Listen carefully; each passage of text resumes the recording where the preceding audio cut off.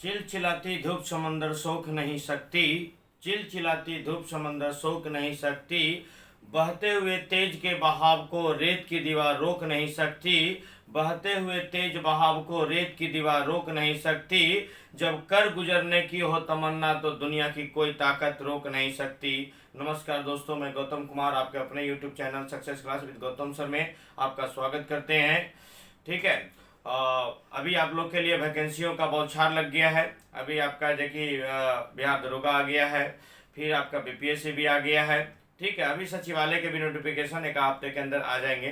ठीक है, तो जैसा कि आप लोग के लिए टॉपिक लेकर के वीडियो बना रहे थे, आज उसी सिलसिले में एक पॉलिटी का महत्वपूर्ण टॉपिक है ना। हालांकि पॉलिटी शुरू से ही कवर करते आ रहे हैं, तो हम लोग आज है कि देखेंगे संविधान सभा। इसके पहले संविधान का सिलेबस, संविधान का विकास, तिरंगा झंडा, ऐसे करके बहुत सारे वीडियो बना लिए थे।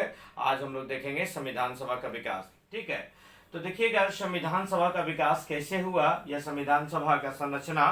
ठीक है, संविधान सभा का संरचना, स्ट्रक्चर ऑफ देखिए असेंबली। ठीक है, संविधान सभा का संरचना। ठीक है, तो संविधान सभा के संरचना में देखेंगे कि इसमें सबसे पहले इसके बारे में एक संक्षिप्त परिचय देखेंगे। हालांकि ये डायग्राम के माध्यम से आपका डिटेल तरीके से सारे चीजें बात आ जाएगी, है ना। काफी देखिए सरल और आसान शब्दों में।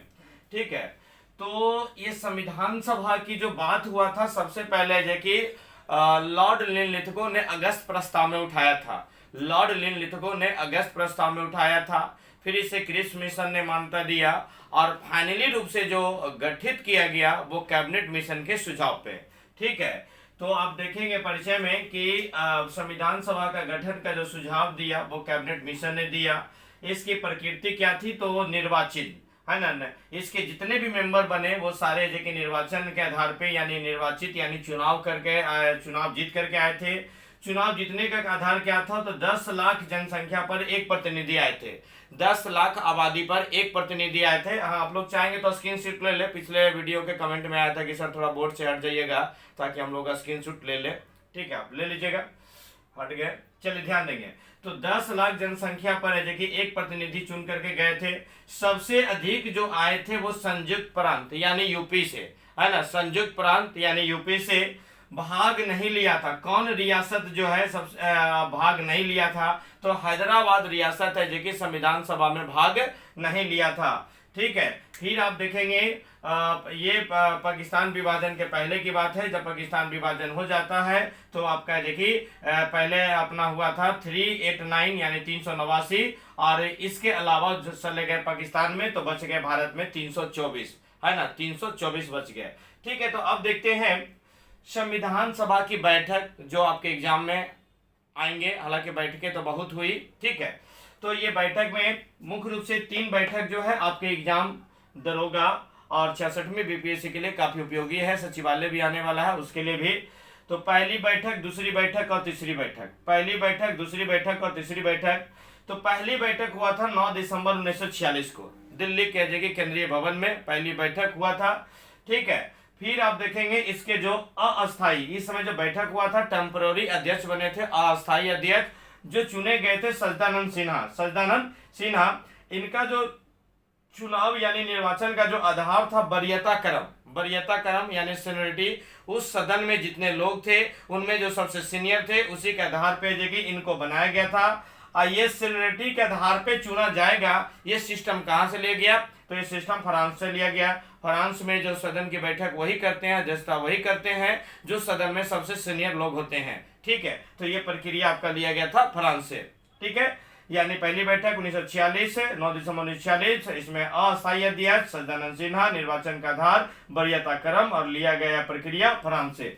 दूसरी बैठक हुआ था 2 दिन बाद, है ना। ये तीनों बैठक में 2-2 दिन का गैपिंग है।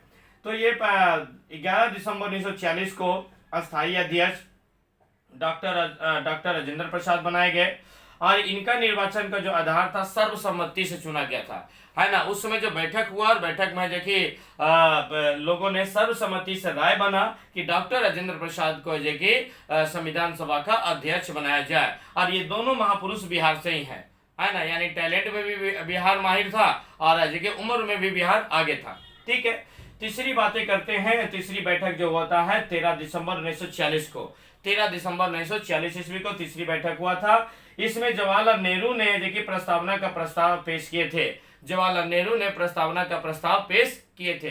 ठीक है, अब इसमें से जो बातें आती है मेंबर को लेकर के, तो टोटल मेंबर है देखिए कितने थे, है ना, ये निर्वाचित होकर के आए 389 यानी 389 है देखिए। ये 389 में से अब क्या थे, 296 जो थे निर्वाचित थे, 296 निर्वाचित थे और मनोनीत 93 थे, है ना। 296 निर्वाचित, 296 का भी डिवाइड कर देते हैं। प्रांत से आए थे 292, प्रांत से आए थे 292 और कमिश्नरी से आए थे 4, प्रांत से आए थे 292 और कमिश्नरी से आए थे 4। अब इसमें से देखिए दलों को कितने सीट प्राप्त हुए थे, यानी 296 में से किस किस पार्टी को कितना कितना सीट मिला था वो आप देख लेंगे। जैसे कांग्रेस को 208 मिला, मुस्लिम लीग को 73 मिला और अदर पार्टी को देखिए मिला था मात्र 15। ठीक है, अब यहाँ पे मनोनीत देखिए कितने किए गए थे, तो मनोनीत किए गए थे 93 किया गया था और ये देशी रियासत से देखिए 93 किए गए थे। ठीक है, तो ये आपका रहा संविधान सभा का देखिए संरचना और ये सारे देखिए सागर को गागर में देखिए बताने का प्रयास किए हैं। अगर इसी को हम लोग क्लास में बताते हैं तो करीब देखिए 1 घंटे का लेक्चर होता है, लेकिन आपका देखिए पूरे स्केचिंग को बेहतरीन तरीके से कर करके और इस पे देखिए लेक्चर डिलीवर किए तो आपको देखिए सरल और आसानी भाषा में पूरा मैटर चला गया, है ना। उम्मीद करते हैं कि आपको देखिए ये काफी लाभदायक होगा, है ना। तब मिलते हैं फिर अगले वीडियो में, तब तक के लिए नमस्कार, जय हिंद।